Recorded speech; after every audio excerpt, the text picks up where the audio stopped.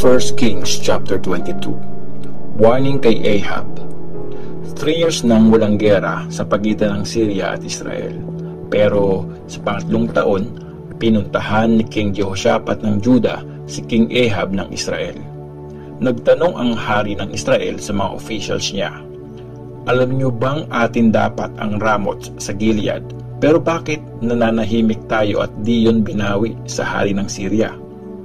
Tinanong niya din si Jehoshaphat, "Sasama ka ba sa akin na makipaglaban sa Ramoth?" Sumagot si Jehoshaphat sa hari ng Israel, "Kasama niyo ako at ang army ko, pati ang mga kabayo kong panglaban. Pero please, magtanong muna tayo kay Lord." Ang hula ng ibang mga prophet. Tapos, pinatawag ng hari ng Israel ang mga prophet.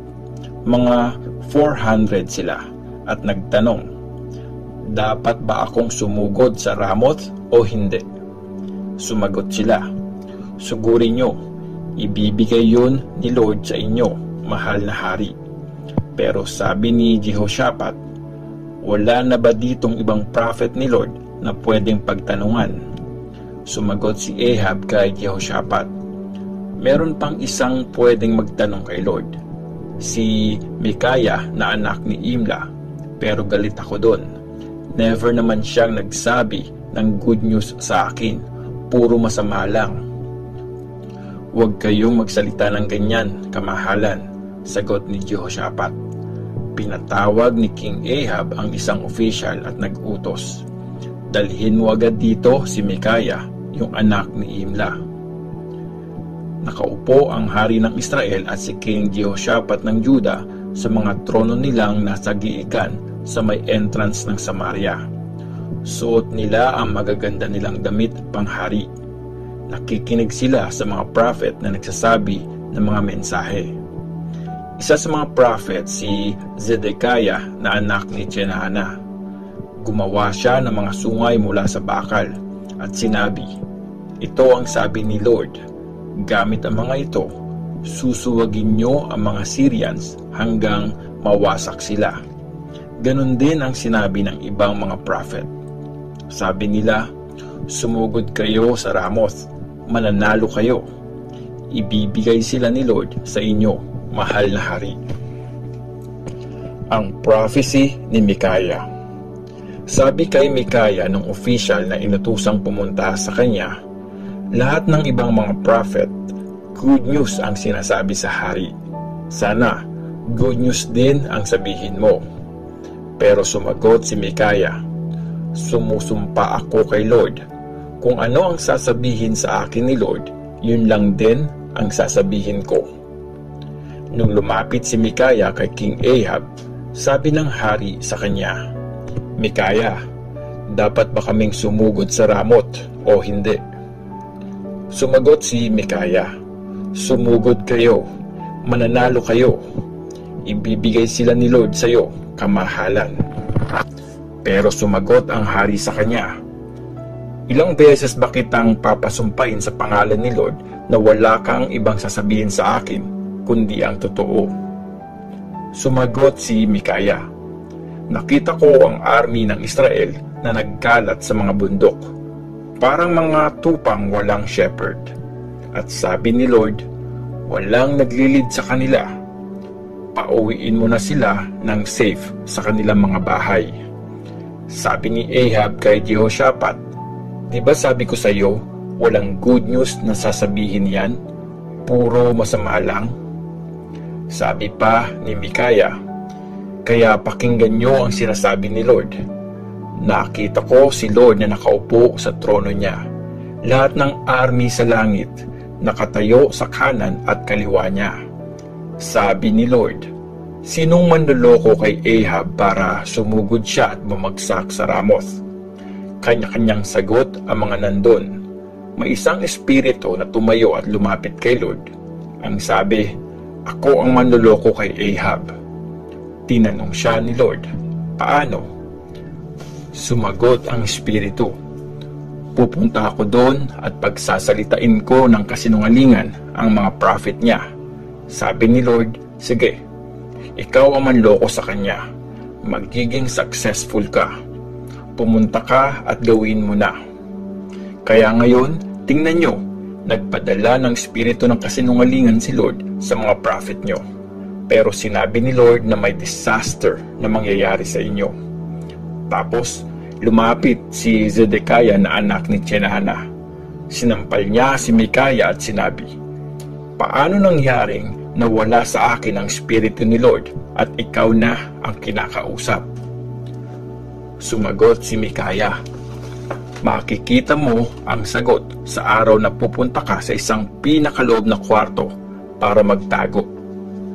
Tapos, inutos ni King Ahab, hulihin si Micaiah at dalhin siya kay Amon na hari. Sabihin nyo, ito ang sabi ng hari, ikulong ang taong ito, bigyan lang ng konting tinapay at tubig hanggang makabalik ako ng ligtas. Sabi ni Micaiah, kung makabalik ka ng ligtas, hindi ako kinausap ni Lord. Dagdag pa niya, makinig kayong lahat. Namatay si Ahab.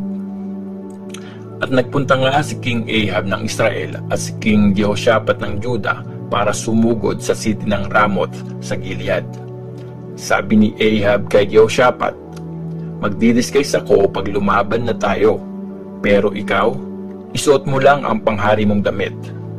Pinalitan ng hari ng Israel ang damit niya para di siya makilala at saka nakipaglaban.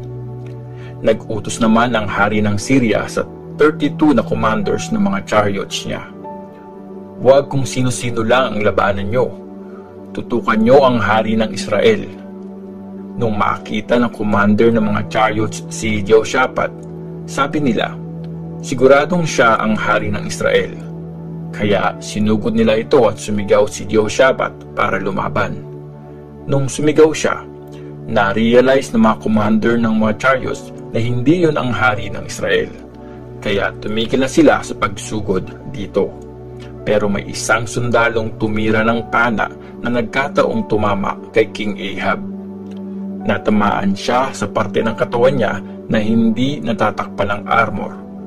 Kaya sumigaw siya sa nagpapatakbo ng chariot niya, "Bumuelta ka, ialis mo ako sa labanan, nasugatan ako." Patindi ng patindi ang labanan nung araw na yun. Nakasandal pa rin si Ahab sa chariot niya na parang nakatayo pa rin. Nakaharap sa mga taga-Syria hanggang sa gumabi kung kailan siya namatay. Umagos ang dugo niya mula sa sugat papunta sa ilalim ng chariot.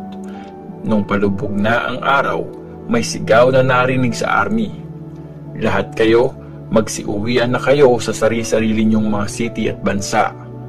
At namatay nga si King Ahab. Dinala siya sa Samaria at doon nilibing. Hinugasan ang chariot sa may pool ng Samaria habang tinidilaan ng mga aso ang dugo ni Ahab. Doon din naligo ang mga prostitute. Nangyari ito gaya ng sinabi ni Lord. Nakasulat sa ang history ng mga hari ng Israel, yung lahat ng ginawa ni Ahab, pati ang pinatayo niyang palasyo na gawa sa ivory, at ang mga city na tinayo niya. Namatay si Ahab at si Ahaziah na anak niya ang pumalit sa kanya bilang hari. Si King Jehoshaphat ng Juda. Sa pang-4 na taon ng paghahari ni King Ahab sa Israel, nagsimulang maghari sa Juda si Jehoshaphat na anak ni Asa. 35 years old si Jehoshaphat nung naging hari siya at 25 years siyang naghari sa Jerusalem. Si Azubah na anak ni Shilhi ang nanay niya. Namuhay siya gaya ng tatay niyang si Asa. Hindi siya lumihis ng landas. Ginawa niya ang tama sa paningin ni Lord, pero di niya pinatanggal ang mga altar sa matataas na lugar. Nag-aalay pa rin doon ang mga tao at nagsusunog ng insenso. Nakipagkasundo din si Jehoshaphat sa hari ng Israel. Nakasulat sa ang history ng mga hari ng Juda ang mga ginawa ni Jehoshaphat, pati na rin ang tagumpay niya at kung paano siya nakipaglaban. Pinalayas niya sa lupain ang lahat ng natirang prostitute sa temple na mula pa sa time ng tatay niya. Sa time niya, walang hari sa lupain ng Edom. Meron lang inappoint na official ang hari ng Juda. Nagpagawa si Jehoshaphat ng malalaking barko para pumunta sa Ophir at kumuha ng ginto. Pero hindi ito natuloy dahil nawasak ang mga barko sa Ezion Geber. Nung time na yon, sabi ni Ahaziah na anak ni Ahab kay Jehoshaphat, "Pasamahin mong maglayag ang mga servants ko sa mga servants mo." Pero tumanggi si Jehoshaphat.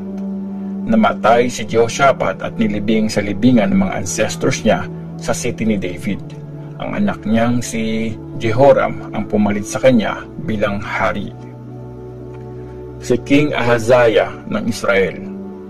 Sa pang-17 na taon ng paghahari ni King Jehoshaphat sa Juda, nagsimulang maghari si Ahaziah na anak ni Ahab sa Israel sa Samaria. 2 taon siyang naghari doon. Gumawa siya ng mga bagay na masama sa paningin ni Lord. Namuhay siya gaya ng tatay at nanay niya, at katulad ni Jeroboam na anak ni Nebat na nag-lead sa Israel para magkasala. Nag-serve at sumamba siya kay Baal. Ginalit niya si Lord, ang Diyos ng Israel, gaya ng ginawa ng tatay niya.